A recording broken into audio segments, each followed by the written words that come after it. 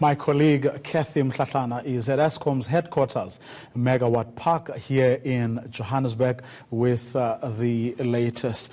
Well, Cathy, the Minister of Public Enterprises says after meeting with the Eskom board and executives yesterday, they are only now beginning to understand the nature and extent of the problems. Good evening, Vuyo. And certainly what Minister Pravin Gordhan has said in his address before the National Assembly today or this afternoon doesn't go much further than what was released last night in that statement that was issued by the board after they had a meeting with him. The issue of Medupi and Kusile was highlighted in that statement as one of the big problems, that their design is simply not working, that they're not contributing optimally to the grid. We've been speaking to experts throughout the day just to get their sense of the situation. What we're told is that at current cost, Vuyo, this is Medupi and Kusile both in their incomplete phases.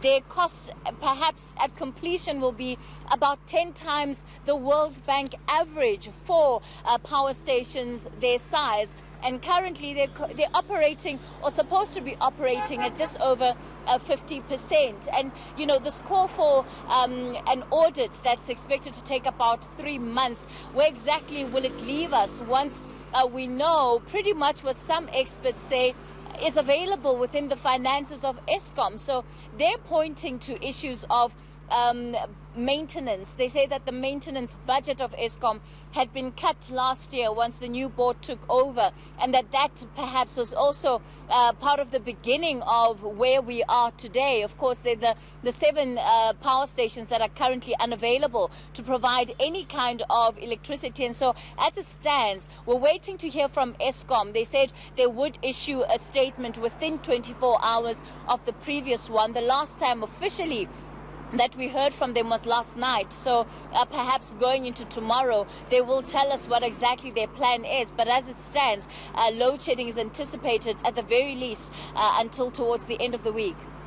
Well, Cathy, I mean, what Eskom make it sound like it's just Lent is something the World Bank told everybody a long time ago. I mean, it raised a lot of red flags around this project. Mind you, the World Bank is one of the funders of these new power stations. So what are they saying is what they will be doing in the short term to actually address the current crisis right now as we speak?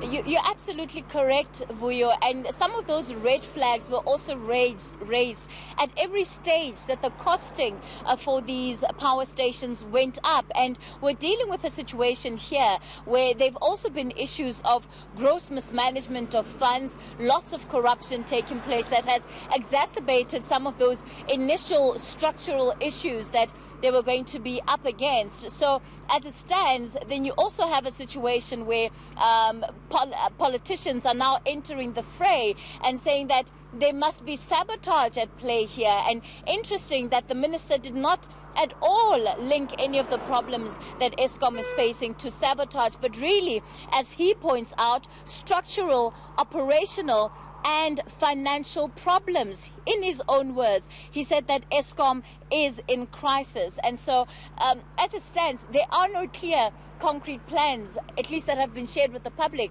around how they get us out of this current wave of load shedding. But the general expectation seems to be that this is not going to go away anytime soon, that we must get used to perhaps a life again of where rotational load shedding becomes part of our daily experience.